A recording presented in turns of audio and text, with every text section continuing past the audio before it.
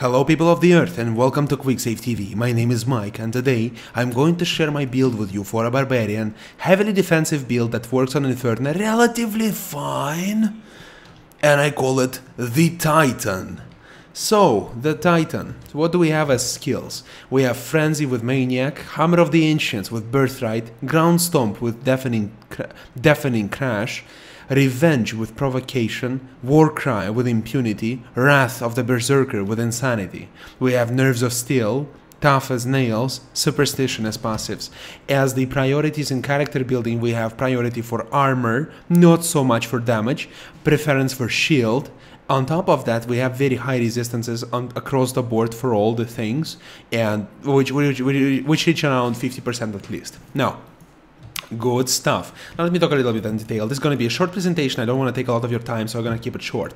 We use Frenzy of Maniac as I was really between a bash with Clobber because of the stunning capabilities of such, but it didn't really work out as I wasn't killing anything quickly enough.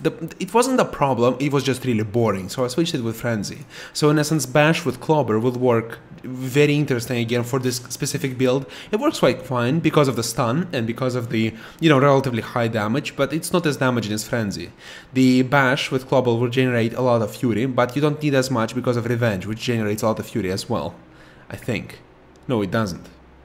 No, excuse me, it doesn't. The Ground Stomp generates a lot of fury for me, and the Warcry, which I use constantly.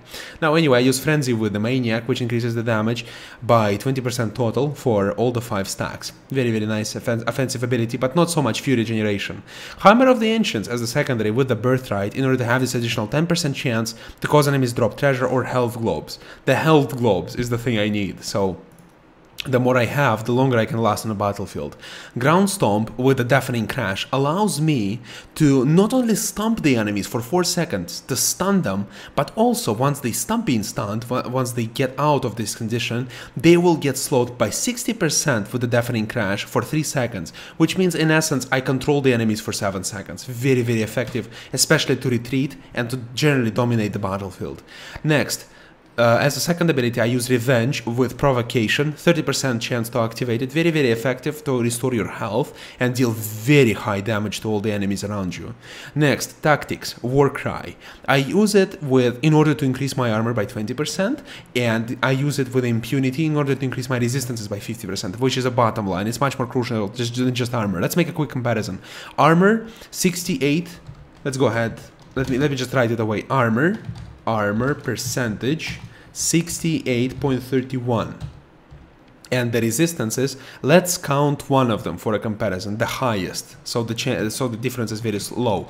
Cold resistance in percentage is 50.45. Now let's use a Warcry. The armor percentage jumped 3% up, 71.43, and the cold resistance jumped up 10% to 60.44. Dramatic difference, means a world of difference and much more damage I can stand against the enemies. Next, Wrath of Berserker with Insanity, additional damage, because I kinda already very sturdy and I don't really need a lot of defense from Wrath of Berserker, so I really need the additional damage.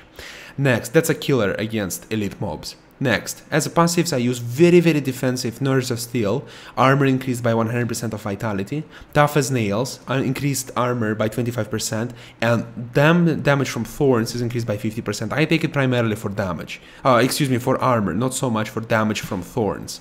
And the Superstition reduces all non-physical damage, read magical, by 20%, and whenever you take damage from a ranged or elemental attack, read magical, you have a chance to gain 3 fury. Awesome. What's the preference in things you equip?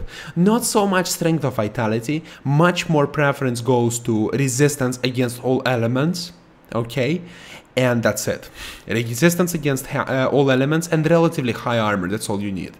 So I thank you so much for watching. That's a very nice defensive build for Inferno. I hope you liked the video. If you did, please go ahead and subscribe to my channel. It helps me immensely, helps me get my content out there and get noticed. And for you in return, it helps you to get notified about new content once it becomes available and makes you a generally get better person. Excuse me, not get better, but better person. I thank you so much for watching. Thank you so much for listening. Have a greatest day and bye-bye.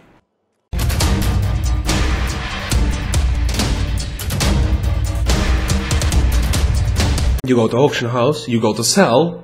Oh, You cannot sell damaged items. And you equip and you're like, oh, what is this stupid shit? But when you go to PvP, you realize, wow, that was actually very useful and important.